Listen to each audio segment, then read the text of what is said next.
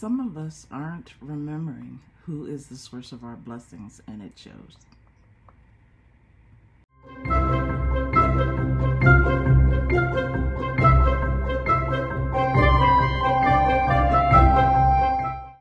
Hey everybody, I'm Carla with the K. Back with another message today. Like over the past 2 years, so I've been a Christian forever. As long as I can remember. My mom took me to church. My grandmother took me to church. I've been in church all the time. I went to church. I was confirmed in the Catholic Church, but I'm not sure that I ever really got Christianity or Christ or being saved or Jesus, or I don't think that I really got that, any of that. And I read the Bible. I've read the Bibles multiple times over the years and stuff. I don't know that I got any of it. The Bible, the Old Testament or New, like none of it really clicked until maybe 2 years ago. I found myself in a situation at work that was just depressing. Getting let down by somebody that you think you can trust, and you figure out you can't trust them, and then you figure out who you can trust, right? And so the story kind of circled around to me figuring out who I can trust, and then where my blessings come from, right? So before all of this change over the last 2 years, I have to tell you the story about what happens and why I'm going to get to the point about the source, right? Okay, so I've been in my house for about 18 years now. 18 years. When I bought the house, I thought it was the perfect house. So backtrack a little bit. My ex-husband and I, we owned a house in Fort Washington. It was beautiful, brand new house. Everything custom to what we wanted to design it. I absolutely loved that house. Loved it. Did not, I really didn't want to leave it. It was clear that at some point we had to divorce. Things just weren't going well. So, but we are happy, we're good friends. We co-parent now, all of that kind of stuff. So that part worked out good. But anyway, so we had this beautiful house and everything. And I said, well, you know what? We got a divorce. Things aren't going well here. They're going to continue to circle the drain. So I'm going to leave you the house. And I walked out. I left, and I took our tax refund that year, and I purchased a new house. But that house wasn't even close to the house that I had been living in, right? It was definitely like multiple steps back. So one of my first lessons in sometimes you got to take a step back to take a step forward, okay? So I was there. I took a major step back. But it was a lovely house. It was nice. I stayed in that house for like 3 years, and I finally bought this house, which I felt like was my dream house. For a lot of reasons, I felt like when I first walked in the door, I don't know if you experienced when you bought a house and you walked in and you knew this was home. This was home for me. After I had taken a step back for so many years, actually what happened is I ended up selling the house for twice what I paid for it, and I used that money to buy this house, which was my dream house. So anyway, I bought the house, but I bought it with an adjustable rate mortgage. If you know adjustable rate mortgages, you get a lower mortgage when you first move in, but eventually,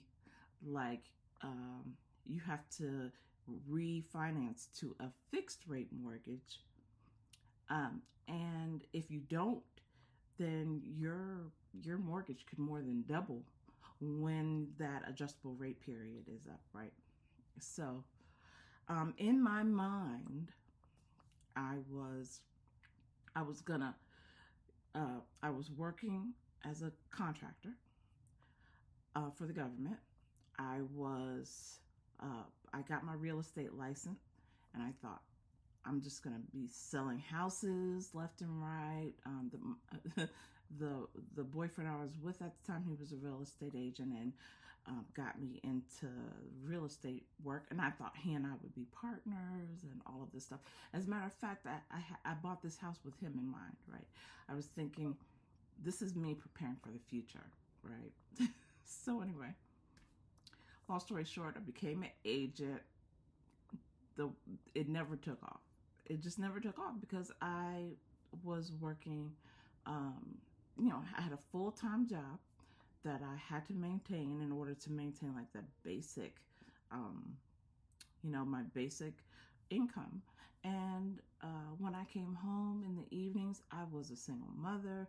My son was young at the time. He was in elementary school, probably. Yeah, he was in elementary school. So think about that. Daycare. I had to take him to daycare. I had to pick him up from daycare. Um, his father was not super helpful at the time. That's just what it was then. I'm not saying that now, but then he was not helpful. So there was no, oh, dad, go pick him up and all. No, mom had to do everything. I was 100%, and I knew I was taking that on. So whatever. So I bought the house. The real estate didn't take off. My arm is about to come up where my mortgage is going to double.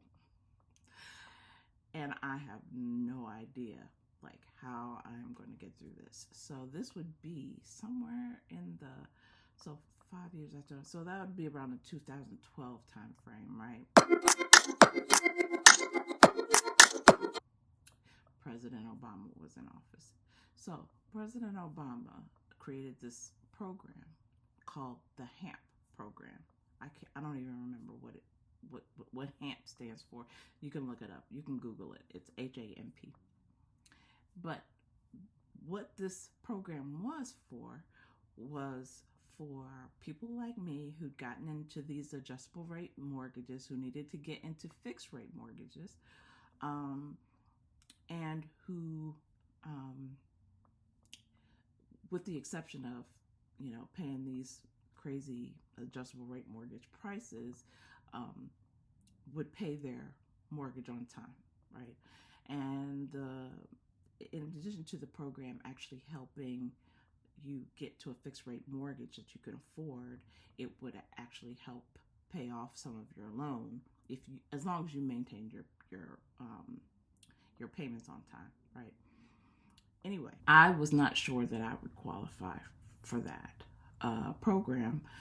It was quickly coming up to the 5 year period, at which point my thing was going to change. I was getting desperate. Let me just tell you, I was getting desperate. I did not want to lose my home. I did not want to have to move my child. I didn't want to have to take another step back. Some of that's pride, and some of that is,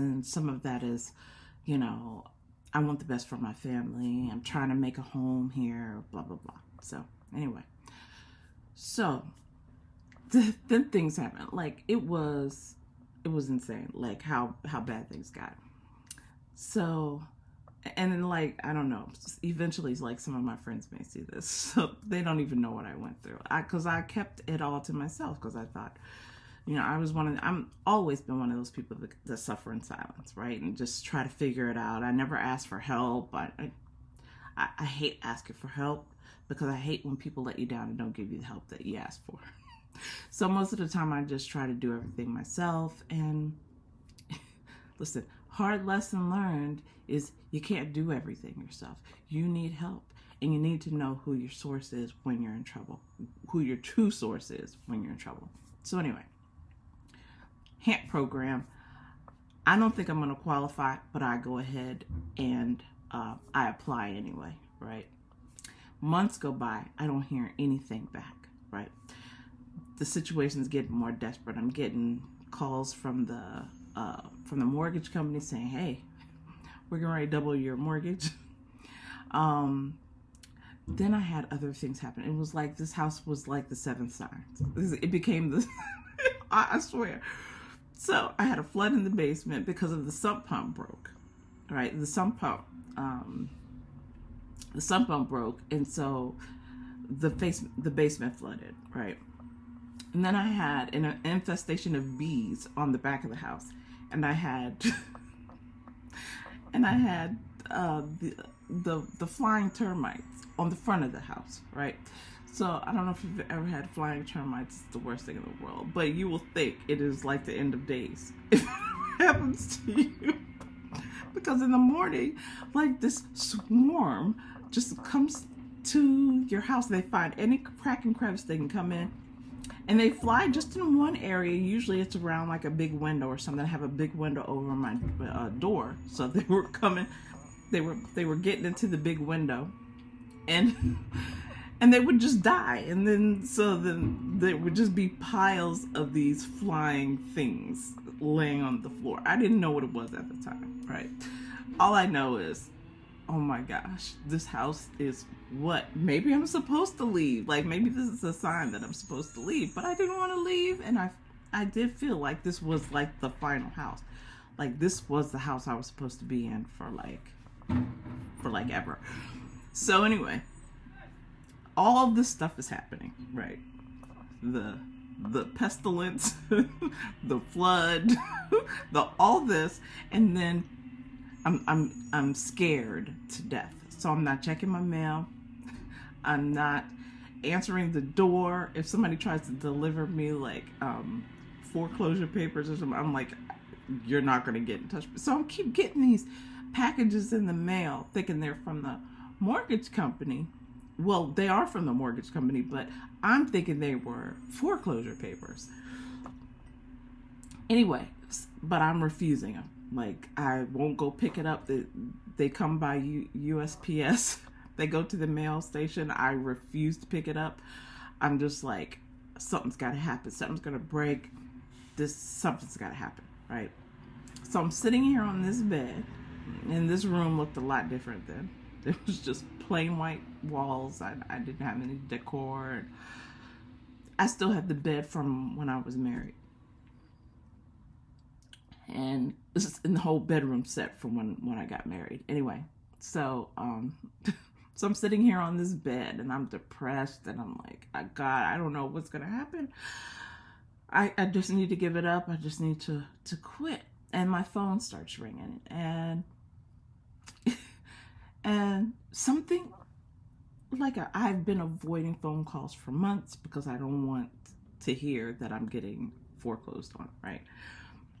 So finally, I heard something said, Carla, pick up the phone. Pick up the phone, stupid. So I pick up the phone.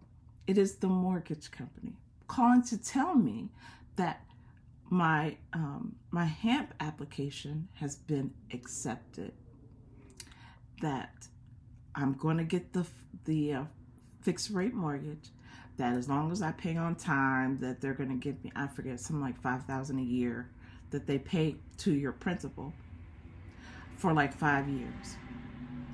And that the reason the deliveries are coming are the paperwork for the HAMP mortgage. It's not foreclosure papers. It's the HAMP mortgage papers, right? So anyway, I get off the phone and I'm in just disbelief, and I'm just like, thank you, Jesus, thank you.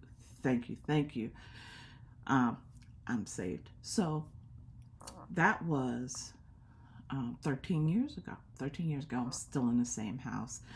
I hear so often people are like, I want the blessing, but I also want to control how that blessing comes to me, right? I want it to come in the way that I want it to come. And I want it to come from who I want it to come from. One thing I have come to understand, especially over the past couple of years, is that all blessings come from one source. That is God. Blessings come through people like President Obama and this HAMP program, right? but it comes from him. And so if you understand who your source is, you don't reject the blessing. I don't reject the blessing. I obviously am a black woman, right? I've seen a lot of people be like, well, President Obama didn't do anything for me, right? there's no black program. He didn't do any black programs. Okay. No, he maybe he didn't. Maybe he did, maybe he didn't. I don't know. Here's what I know he did. I know he did hemp. I know I'm a black woman who benefited from hemp, right?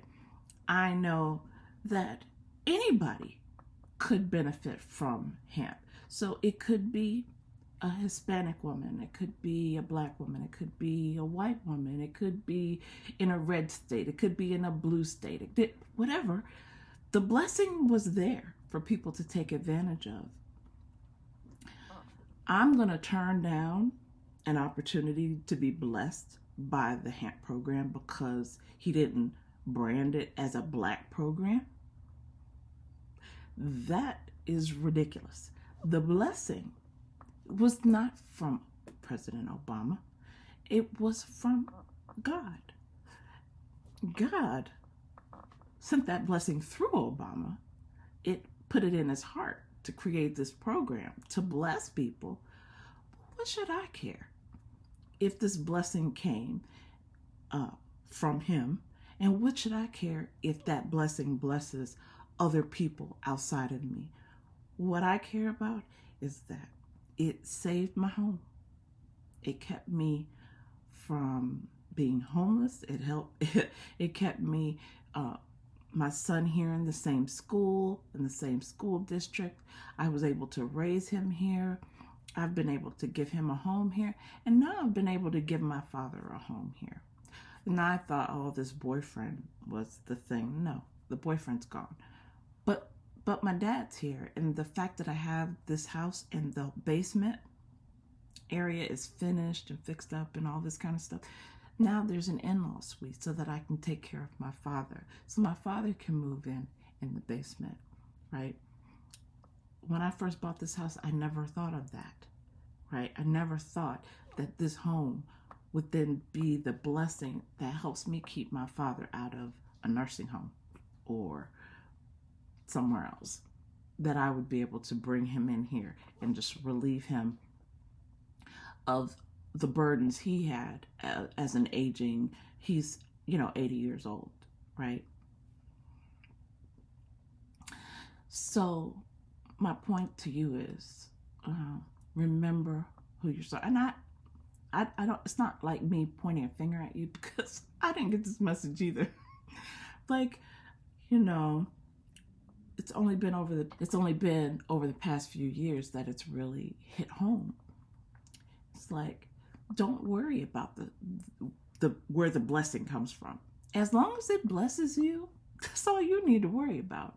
You don't need to worry about what it's labeled, where it comes from, other people getting blessed by the same thing. Why do you care? Why do you care? Why do you care if somebody gets blessed by something? You should be happy about that if your heart is in the right place. And if your heart isn't in the right place, then that's a problem that you need to deal with. If your heart isn't in the right place, that you don't like to see other people blessed, then you got a problem. You got a problem you need to deal with. I want to see everybody blessed. And I don't care how much more blessed I think in my mind that they are than I am.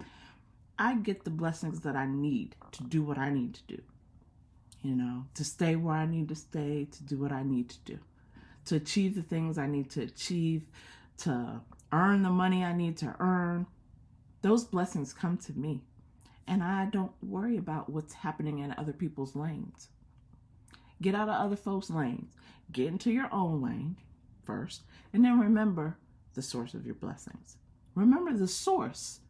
The blessings the things that I've been able to do to this house over the last 3 years. You wouldn't even, so much money, so much stuff done. It's unreal. I never thought I'd be in a position to do these things. But I've been in the position because of my source, and not because of my job, but because of the source. Now my source may work through my job, but I will never again forget who my source is. And this is not to say that I've always known who my source is, but I know it now, and I will never forget it. And I'm thanking him backwards for stuff that I didn't thank him enough for before, and I'm definitely thanking him for the things that are coming up. The things that are happening now and things that are coming over the horizon. So I just wanted to give this message is just don't forget your source.